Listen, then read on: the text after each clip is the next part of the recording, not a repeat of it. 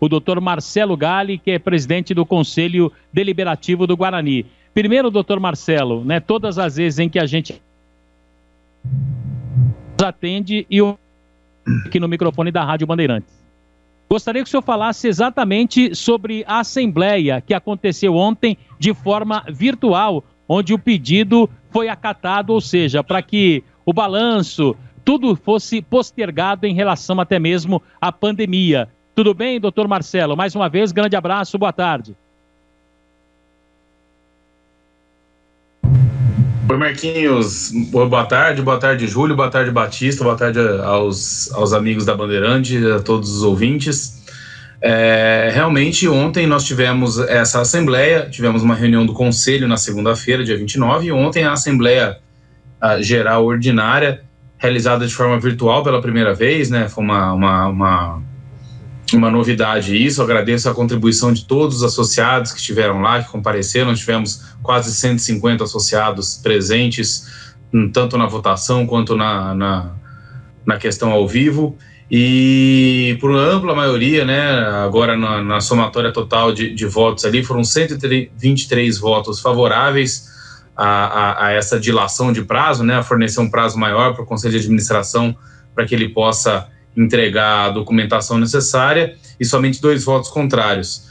Então, com essa ampla maioria, os associados concordaram, entenderam os motivos expostos pelo Conselho de Administração e forneceram esse prazo extra aí para que seja cumprido o prazo da Lei Pelé e não o prazo do Estatuto do Guarani, que era até março, e a Assembleia então concordou com a prorrogação desse prazo até abril. Tá, doutor Marcelo, o senhor falou exatamente, né, algo inédito, né, os conselheiros acabaram por comparecer. Gostaria que o senhor falasse também os reflexos que esta Assembleia, esses reflexos daqui para frente em relação até mesmo ao Conselho de Administração. Quais os reflexos, na sua opinião, doutor Marcelo? Marquinhos, assim, não é a primeira vez que há essa postergação, tá? O fato inédito foi a Assembleia acontecer de maneira virtual, tá? As reuniões do Conselho já vinham acontecendo de maneira virtual e agora a Assembleia aconteceu de maneira virtual pela primeira vez. Já houve essa postergação, não vou me lembrar quando, mas quem quiser entrar no site do Guarani consegue verificar isso, porque tem todos os balanços desde 89 lá.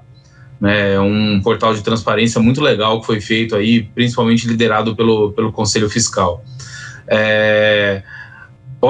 O Conselho Deliberativo, na segunda-feira, determinou que fossem encaminhados os membros do Conselho de Administração para a Comissão de Ética e Disciplina, né, interna, para que seja apurado os motivos, a justificativa, e que o Conselho de Administração preste lá seus esclarecimentos, e isso pode ser motivo de recurso depois ao Conselho Deliberativo. Então, o Conselho de Administração vai apresentar ali seus esclarecimentos, né, maiores, com documentos e tudo do que apresentou para o Conselho Deliberativo, para o Conselho Fiscal e para a Assembleia de Sócios, e ali pode haver ou não uma consequência. Para o Guarani, a vida continua normal. Nós temos a convicção de que as contas vão vir de uma maneira mais completa, com mais detalhes, né, e acreditamos então que isso deva acontecer. As justificativas do Conselho de Administração foram as dificuldades causadas pela pandemia, né, e toda essa questão que acabou gerando um atraso, além da troca das empresas de auditoria e de contabilidade, porque aí, quando você já tem uma empresa de contabilidade trabalhando há anos, ela não tem que pedir toda a documentação de novo. Como houve a troca dessas duas empresas, foi feita uma solicitação aí maior de documentos que eles não tinham, então tudo isso gerou esse atraso, né, que esperamos aí que agora em abril seja suficiente para que isso aconteça. O senhor falou em possíveis consequências. Quais seriam estas consequências, Marcelo? A consequência da não aprovação de contas, Marquinhos, é tornar os membros do Conselho de Administração inelegíveis, tá? As contas reprovadas tornariam os membros do Conselho de Administração inelegíveis, e a não apresentação de contas, agora se as contas não forem apresentadas né, no mês de abril, a não apresentação de contas ela equivale à rejeição, ela equivale à não aprovação dessas contas. Tanto é que o parecer do Conselho Deliberativo havia sido nesse sentido, de sugerir que fosse dado esse prazo, tá? Mas que se a Assembleia não acatasse esse prazo, que então se votasse pela reprovação das contas, pois não foram apresentadas, tá? Então a consequência é essa. Pode ser que seja, como já houve agora a aceitação dessa dilação de prazo, pode ser que agora exista algum tipo de advertência ou algo assim a ser aplicado pela Comissão de Ética e Disciplina, se entender que os motivos não foram razoáveis, tá? Entendi. Bem, Júlio, estamos conversando aqui com o doutor Marcelo Galli, que é presidente do Conselho Deliberativo do Guarani. Tem outras questões, até porque o doutor Marcelo também está na Comissão Imobiliária. Aproveitar também, viu, doutor, para que a gente possa falar sobre esse assunto daqui a pouco. Mas seguindo aí na pauta, Júlio Nascimento. Um abraço para o doutor Marcelo, obrigado por atender mais uma vez a reportagem da Rádio Bandeirantes. Foi figura no ano passado, né, principalmente no período de paralisação, muito importante para esclarecer vários pontos ao torcedor do Guarani sobre o extracampo do clube. Eu aproveito, viu, doutor Marcelo, também para esclarecer alguns pontos novamente, até para que a gente possa entender como é feito esse processo. Eu queria saber se já tem uma data definida, se as contas serão votadas no limite e como é feito esse processo. Quem participa dessa votação para aprovação ou reprovação das contas? Boa tarde para você. Boa tarde, Júlio. Vamos lá. É bom a gente explicar isso porque são várias etapas, né? Nós pedimos uma previsão para o Conselho de Administração, até porque existem alguns prazos que devem ser respeitados antes disso. Primeiro, para deixar claro, só quem aprova ou reprova as contas são os sócios. É só a Assembleia de Sócios que pode aprovar ou reprovar.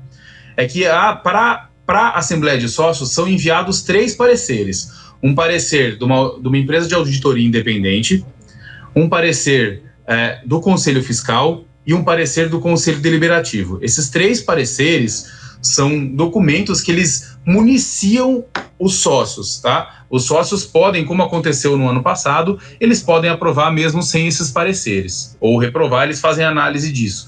Mas é importante que exista esse parecer para que os sócios possam ter uma base para analisar as contas que serão apresentadas. O Conselho de Administração fez um compromisso com o Conselho Deliberativo de tentar que esse envio aconteça no máximo até o dia 23 para o Conselho Deliberativo. Por quê?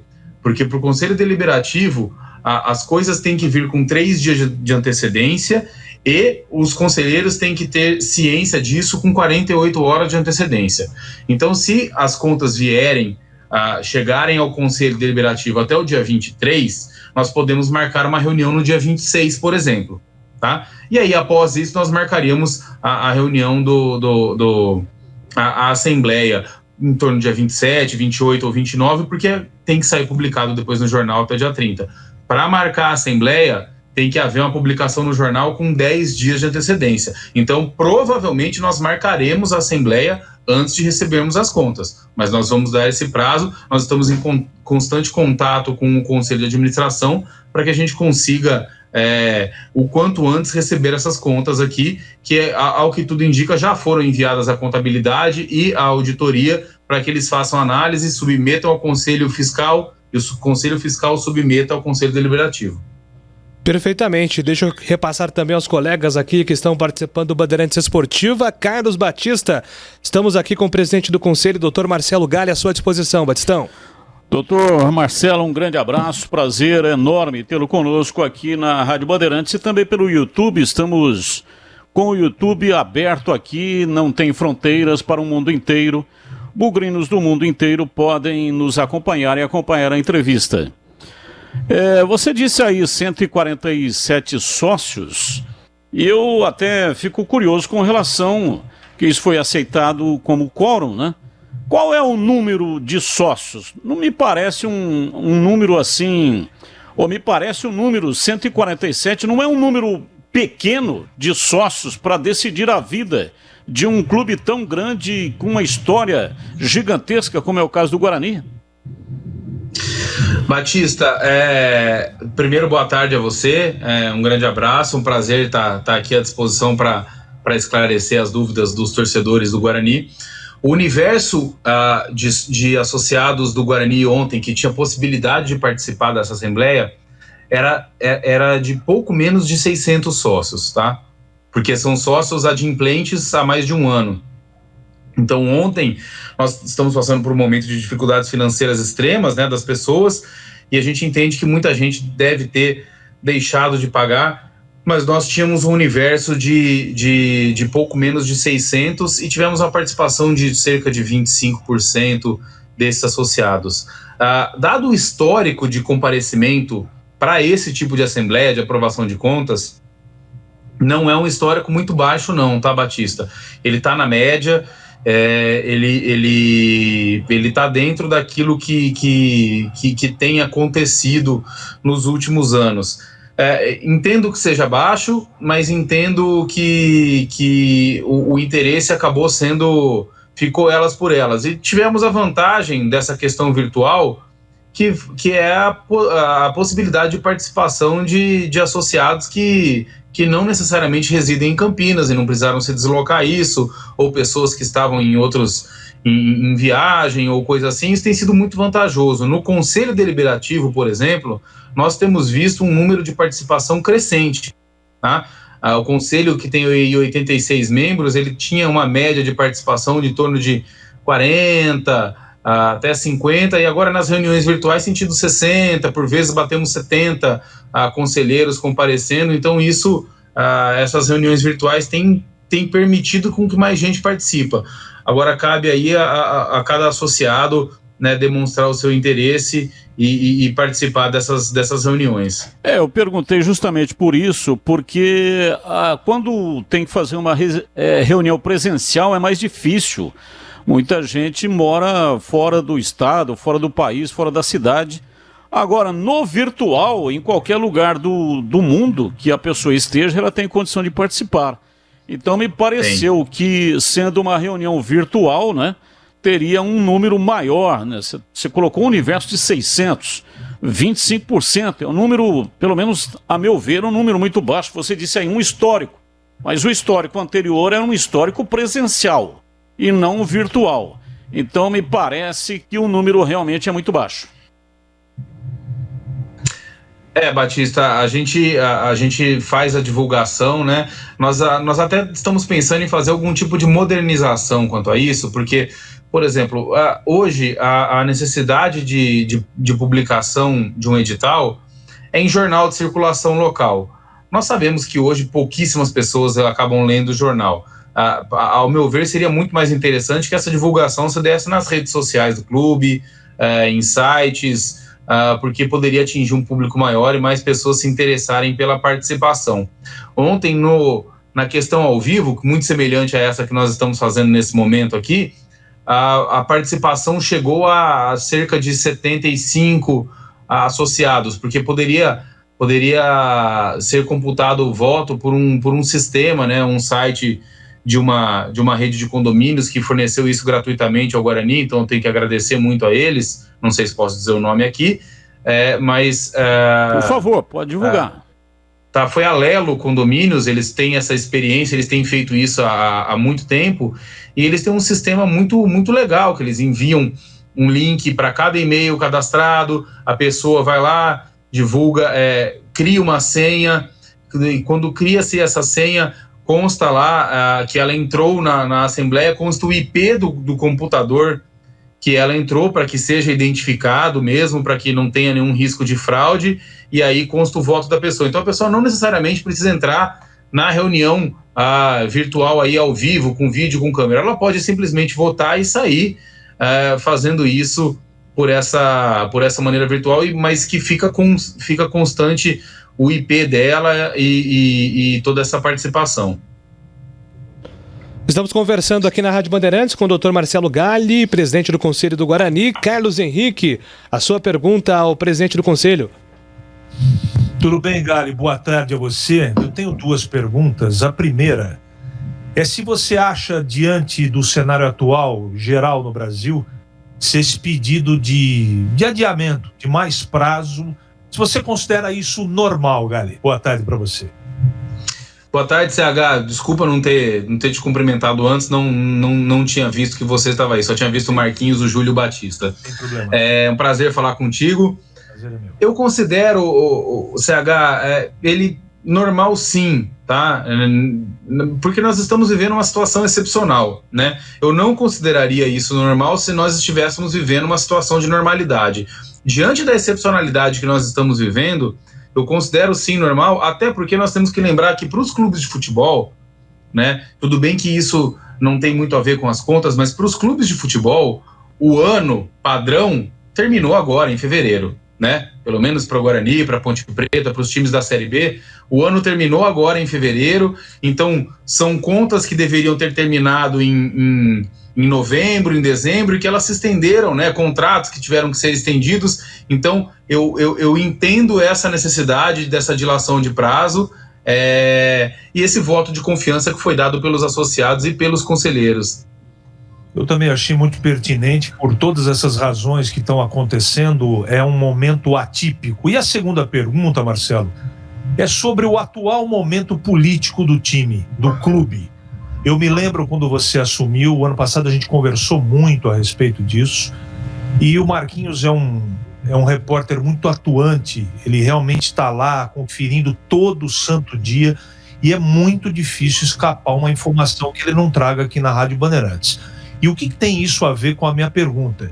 Eu tenho percebido que em termos de organização, de calmaria política, esse é o clima no Guarani. Eu queria saber se você concorda ou eu estou totalmente enganado, Marcelo. CH, o ano de 2021, ele tende a ser um ano um pouco mais tranquilo. Por quê? Porque no Guarani nós temos eleição de Conselho Deliberativo e Fiscal num ano, eleição do Conselho de Administração no outro ano, aí passa um ano sem eleições e depois volta Conselho Deliberativo e Fiscal, que os mandatos são de 3 anos. Então, o ano de 2021 tende a ser um ano mais tranquilo, até porque nós a expectativa é que não exista nenhuma eleição nesse momento. Agora, nós vivemos um clima, não um clima de calmaria, há sempre oposições atuantes no Guarani, né, questionando, e isso é saudável para o clube, mas ontem e na segunda-feira, reuniões assim, extremamente tranquilas, reuniões muito produtivas, inclusive ontem, após se discutir os itens da pauta, e como a votação ela se estenderia até às 11 horas da noite, para respeitar as 4 horas que nós demos, usou-se o tempo da reunião, a partir de umas 8 horas da noite, assim, até às 11, usou-se o tempo para se discutir Guarani, né? O presidente Ricardo Moisés, o Felipe Roseli, que são membros do Conselho de Administração, estavam lá à disposição para esclarecer dúvidas de associados. Tratou-se dos mais diversos temas e foi uma reunião assim, muito pacífica, muito respeitosa, e eu acho que quem ganhou com isso ontem foi o Guarani Futebol Clube, pois pôde-se discutir isso de maneira aberta e de maneira sensata. Então, eu reputo as reuniões do Conselho Deliberativo do dia 29 e da Assembleia Geral de Associados ontem, do dia 31, como muito positivas para o Guarani nesse momento, porque não é um momento que eu digo que é um momento de todo mundo estar pensando da mesma forma, mas é um momento de respeito. E é importante que exista esse momento de respeito, é importante que as questões de diferenças políticas elas não atinjam o lado pessoal, e que elas sejam colocadas para o crescimento do clube, né? Então, nós estamos sim vivendo um momento mais tranquilo, mas ele não é 100% tranquilo, mas é um momento sim mais tranquilo, né? A gente sabe que isso depende muito de quando o campeonato voltar da bola entrar, né? E pessoalmente, doutor, você acha que o futebol pode voltar com os protocolos atualizados? Júlio, aí é uma questão muito complicada da gente dizer isso, especialmente quando o estado de São Paulo vem batendo diariamente recordes e mais recordes negativos, né? Recordes de óbitos aí. Eu não vejo, eu não tenho notícia até hoje, eu posso estar redondamente enganado, de nenhuma morte causada pelo futebol, tá? Mas para mim não faz nenhum sentido a permissão de treinos e a não permissão de jogos. Para mim não faz sentido. Ou para, ou não para, tá? Então eu entendo que se existe esse treinamento, e aí é um outro ponto também, existe todo um protocolo de testes que garantiria que as pessoas começassem o tratamento tão logo, né, e começassem o seu isolamento tão logo isso acontecesse. Com a permissão de treinos e a proibição de jogos, não está se fazendo teste nenhum. Então, continua existindo a aglomeração, assim, por assim dizer, para os treinamentos, por vezes com mais gente do que iria nos jogos, mas não está tendo esses testes. Então, ao meu ver, falta coerência. Ou para-se tudo, e aí entendo qualquer justificativa para que tudo pare, porque não existe realmente clima, essas novas cepas que estão vindo estão atingindo realmente pessoas mais novas, ou permite-se tudo, porque não entendo a permissão para treinos e a não permissão para jogos. Acho que isso é um pouco incoerente, mas entendo perfeitamente os argumentos de quem diz que não há clima para futebol, e aí acho que não haveria clima para futebol mesmo, sem treinamentos inclusive. Perfeito, doutor Marcelo. Diariamente nós recebemos aqui, principalmente em momentos de paralisação, sem movimentação de jogo, os torcedores sempre voltam a nos questionar sobre a questão da construção da arena, do projeto imobiliário do Guarani, se teve alguma mudança de cenário, se há alguma atualização. Você segue acompanhando esses rumos do projeto imobiliário do Guarani, doutor? Seguimos sim. A Comissão Imobiliária tem trabalhado, tem se reunido com o investidor, tem tentado conversar, né? Havia até uma expectativa de que nós conversássemos com os órgãos públicos, mas agora, evidentemente, o foco está todo no combate à pandemia, então isso deu uma pausa nesse momento, mas a Comissão Imobiliária tem sim trabalhado, buscado, o investidor tem demonstrado interesse em acelerar essa questão, então acredito que aí é um momento de estudos do que caberia, em qual terreno, para que isso seja levado à Assembleia de Sócios, para que os sócios possam escolher, né, a melhor alternativa ao Guarani. Só devo lembrar que a Comissão Imobiliária é um órgão de estudos, nós vamos fazer os estudos e buscar o melhor negócio para o Guarani, mas a decisão cabe sempre ao associado. Maravilha. Carlos Henrique tem mais uma pergunta aqui ao Dr. Marcelo Galli, pois não, CH? CH vem na sequência, então, né, com a pergunta aqui para o Marcelo Galli. Oi, pois não. Enquanto o CH se prepara aí, Júlio, se você me permite. CH, pode fazer, CH, pois não. Marcelo, o Guarani está em vias de colocar a mão numa grana muito grande, porque o Gabriel Menino existe uma chance grande de ser negociado com o Chelsea, com o futebol do exterior. E essa grana é uma grana muito significativa. Pode chegar até 14, 15 milhões de reais. Isso tirando os 20% para a Justiça do Trabalho, essa coisa toda.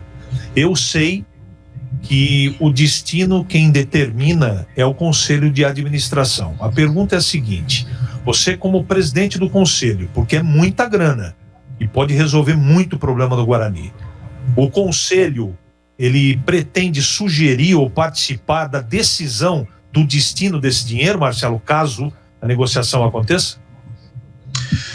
CH, não nos cabe participar dessa decisão, né? Nós, inclusive, requeremos, né, quando houve, no final do ano passado, a apresentação de um orçamento, o Conselho, no primeiro momento, ele reprovou de maneira unânime o orçamento que havia sido apresentado por 2 pontos, principalmente.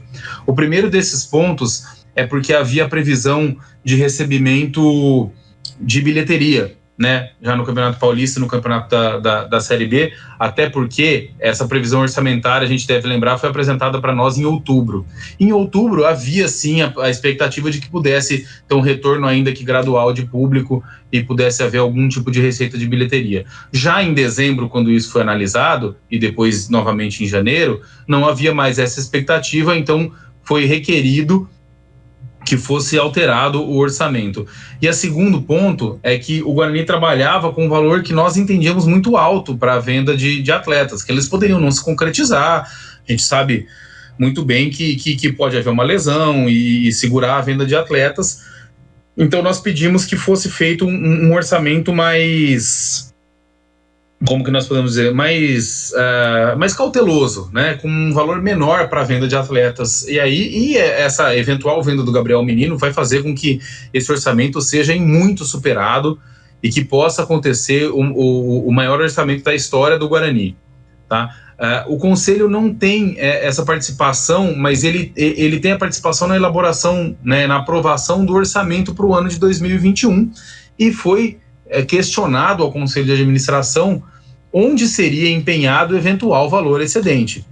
E o que nos foi passado é que seria feito um planejamento para pagamento de dívidas de maneira adiantada, né, de uma maneira até mais rápida do que o planejado, e também que haveria um investimento no futebol para que o time fosse montado um time um pouco mais competitivo para a Série B de 2021. Então, com essa expectativa do Conselho de Administração, o Conselho Deliberativo disse ok para esse planejamento e espera que assim seja empenhado o eventual valor excedente aí da venda do Gabriel Menino.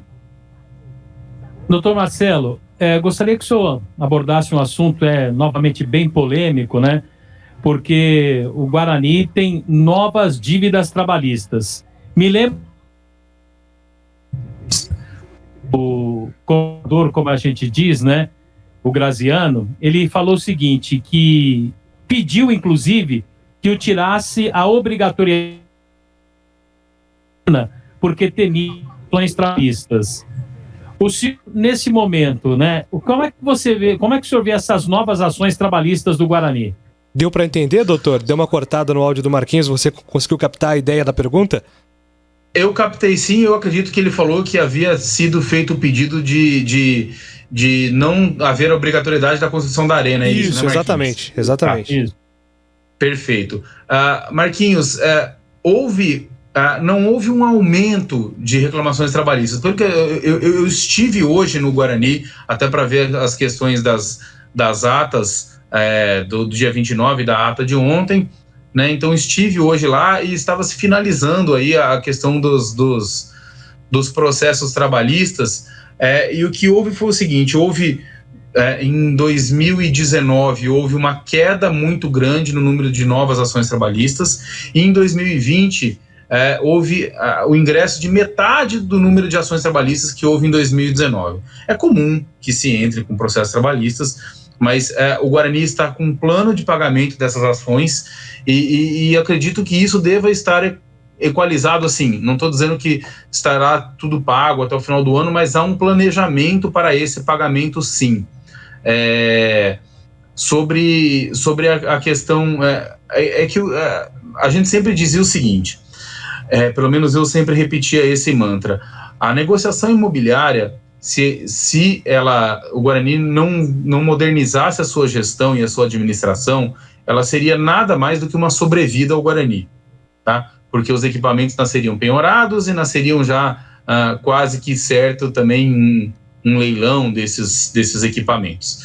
Nós estamos vendo um esforço muito grande da atual administração para a resolução desses conflitos e para que os equipamentos nasçam aí sem esse risco de penhora e sem esse risco. Esse pedido de retirada de obrigatoriedade da construção da arena, ele sequer pode ser feito porque não é um contrato entre duas partes apenas, tá? Ele é um contrato entre investidor, entre Guarani, mas com a tutela da Justiça do Trabalho em cima. Então esse pedido sequer pode ser feito porque até quando houve a alienação judicial do Brinco de Ouro e adjacências, isso foi colocado que os novos equipamentos serviriam sim de garantia para futuras ações trabalhistas. Mas a gente tem visto que não só o número de ações tem diminuído, mas o valor médio dessas ações tem diminuído. Para se ter uma ideia, em 2019, o valor médio das ações trabalhistas que haviam sido ingressadas era em torno de R$160 mil. Em 2020, esse valor caiu para R$80 mil, ou seja, para metade. Então nós tivemos metade das ações com um valor médio de metade também das ações anteriores. Então nós vemos que o Guarani caminha a passos largos para um processo de se tornar um clube mais saudável, né?